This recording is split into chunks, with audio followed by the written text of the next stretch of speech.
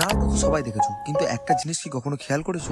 নারুটোতে সবসময় দৌড়ানোর সময় তারা হাত পেছনে কেন রাখে? প্রথমত কিছু মানুষ এটা ভাবে যে হাত পেছনে রেখে দৌড়ালে তাদের কুনায় অথবা সুরিকেন বের করতে সুবিধা হয়, তারা সেটা অনেক তাড়াতাড়ি বের করতে পারতো। ফার্স্ট রিজনটা কিন্তু ঠিকঠাক, কিন্তু এটা মেন রিজন কোনোদিনও হতে পারে না। সেকেন্ড রিজন, কিছু মানুষ এটাও ভাবনা যে এইভাবে হাত পেছনে রেখে দৌড়ালে অ্যানিমেশন করতে অনেক সুবিধা হয় আর খরচাও অনেকটা কমে যায়, যেটা একদমই ফালতু কথা। কারণ বরুটোর থেকে বেশি অ্যানিমেশন তাকাশির হ্যান্ড সাইনে ইউজ হয়েছে, তাও বা 14-15 বছর আগে। থার্ড আর যেটা মেন রিজন আমার মনে হয়, অ্যাকচুয়ালি অ্যানিমে ক্রিয়েটাররা দেখাতে চেয়েছিল সিনোবিরা এত ফাস্ট দৌড়ায় যে এরা হাত পেছনে রেখে দৌড়ালে এদের এয়ার রেসিস্ট্যান্স অনেকটা কম হয়, এর ফলে এরা অনেকটা স্পিডে দৌড়াতে পারে। আর এতে মেনলি ক্যারেক্টারদের মুভমেন্ট আরো ডেঞ্জারাস আর কুলও লাগে। একটা সময় জাপানে এটা এতটাই ফেমাস হয়েছিল যে রিয়েল লাইফেও মানুষ এটাকে কপি করতে শুরু করে। আবার অনেক মানুষের এটাও ধারণা যে নারুটোতে সমস্ত ক্যারেক্টার এইভাবে দৌড়ায়, কারণ এটাই হলো নারুটোর ইউনিকনেস। এইভাবে দৌড়ানোটাই হয়তো নারুটোকে অন্য অ্যানিমের থেকে ইউনিক বানায়, আর এটা অনেকটা কুলও লাগে দেখতে। তো এই রিজন গুলোর মধ্যে তোমার কোন রিজনটা মনে হয় সেটা অবশ্যই কমেন্টে জানিও, আর যদি এই রিজন গুলোর মধ্যেও না হয় সেটাও